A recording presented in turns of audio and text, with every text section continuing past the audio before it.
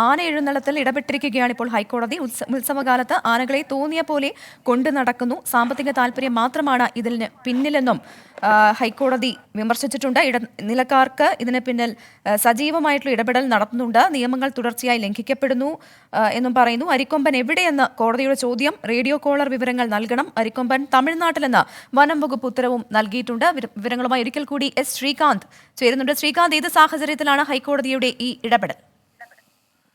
കുട്ടിക്കൃഷ്ണൻ എന്ന ആനയ്ക്ക് പരിക്ക് പറ്റി ഇപ്പോൾ ചികിത്സ പോലും കൃത്യമായി കിട്ടാതെ ഇരിക്കുന്ന ഒരു സാഹചര്യം ഉള്ള ആ ഒരു ഹർജി, അത് ചൂണ്ടിക്കാണിച്ചുകൊണ്ടുള്ള ഒരു ഹർജി ഹൈക്കോടതിയുടെ പരിഗണനയിലുണ്ടായിരുന്നു. ഈ ഹർജി പരിഗണിക്കുമ്പോഴാണ് ആനകളുമായി ബന്ധപ്പെട്ട് വിഷയം കോടതി പരിഗണിച്ചത്. ഈ എഴുന്നള്ളത്ത്, ഇതിപ്പോൾ ഉത്സവ സീസണാണ്, പലയിടത്തും ആനയെ എഴുന്നള്ളിപ്പ് നടത്തുന്നുണ്ട്.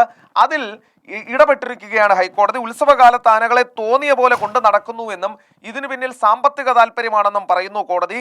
ഇടനിലക്കാർ ഇതിന് പിന്നിൽ സജീവമായുണ്ട്, നിയമങ്ങൾ തുടർച്ചയായി ലംഘിക്കപ്പെടുന്നു, ആനകൾക്ക് വോട്ടില്ലാത്തതിനാൽ അവയ്ക്ക് വേണ്ടി സംസാരിക്കാൻ ആളില്ലെന്ന് കോടതി പരിഹസിക്കുകയും ചെയ്യുന്നുണ്ട്. അതോടൊപ്പം തന്നെ നാട്ടാനകളുടെ ആരോഗ്യം, ചിപ്പ് വിവരങ്ങൾ എന്നിവ കണ്ടെത്തണം എന്ന് കോടതി ആവശ്യപ്പെടുന്നു. ഉടമകളില്ലാത്ത നാട്ടാനകളുടെ വിവരവും നൽകണം എന്നാണ് ഇപ്പോൾ കോടതി പറയുന്നത്. ഇനി ആന എഴുന്നള്ളിപ്പ് ആനയുടെ ആരോഗ്യസ്ഥിതി കൂടി പരിഗണിച്ച് മാത്രമേ പാടുള്ളൂ എന്നാണ് കോടതി പറഞ്ഞിട്ടുള്ളത്. ഇതിനിടയിലാണ് അരിക്കൊമ്പനെ കുറിച്ചും ചോദ്യമുയർന്നത്. അരിക്കൊമ്പൻ എവിടെയെന്ന് കോടതി ഇന്ന് ചോദിച്ചു.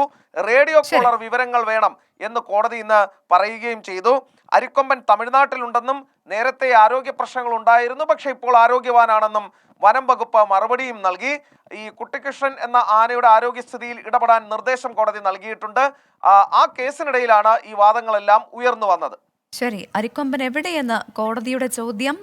അരിക്കൊമ്പൻ തമിഴ്നാട്ടിലാണ് എന്നാണ് വനം വകുപ്പ് കോടതിയിൽ ഉത്തരം നൽകിയത്. വിവരങ്ങളാണ് എസ് ശ്രീകാന്ത് നൽകിയത്.